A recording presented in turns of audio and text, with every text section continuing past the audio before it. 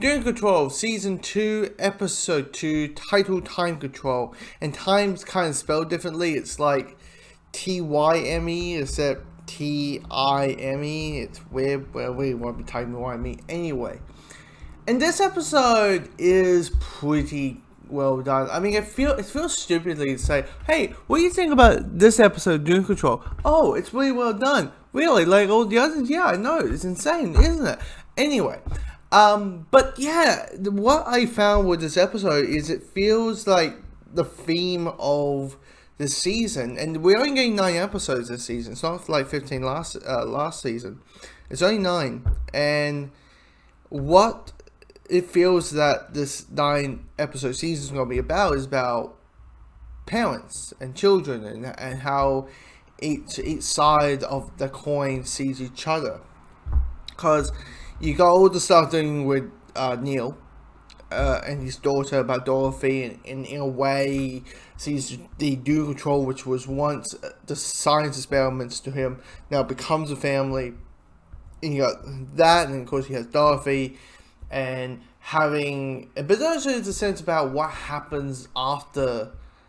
You want to be there for your child for every second of their life, but realistically that's not going to happen, because last episode, the last like a couple of seconds, one of Dorothy's voices in her head, or people in her head, are like, "Father's going to die.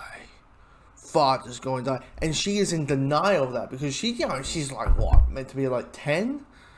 Maybe add a couple of zeros to that, but she's has the capacity of like a 7-year-old or something, where she's like, no, that is not true. He's not dying. He's not. And you're like, yeah.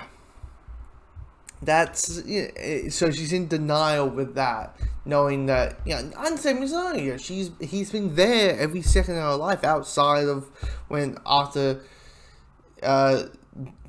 the freak show accident. And it's, in my head, I'm like, with the, her like, basically her nose, upper lip to a bit of her eyebrow, I always thought it was trying to be a mixture of like a wolf or something, but it turns out it's meant to be a mixture of a human and an ape, and because the freak show said, come and see the ape girl. But anyway, but then you got the stuff in with Larry.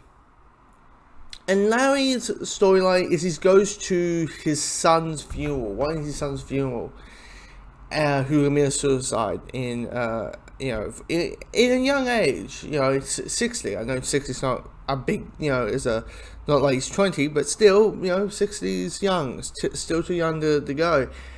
And you have this lovely conversation, this lovely prevalence of the whole idea of like, both of their sons, there's a possibility they didn't know he was around. And there's this wonderful scene at the coffin where he just, touches the coffin and all kind of stuff. And the moment Larry speaks, the other son, the brother, is like, wait, is that you? Like, Dad? And it's this whole wonderful, touching scene, to the point that the final scene of the episode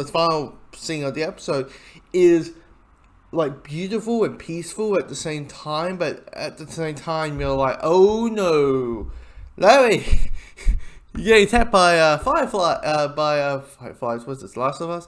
Butterflies. Oh no, what is happening? But yeah, I mean, you got time travel in there, which is like, oh really, timey-wimey. I mean, let's be honest, anytime there's time travel in it, I kind of switch my brain off and be like, yeah, sure, wax along, you say this, but it might contradict the other.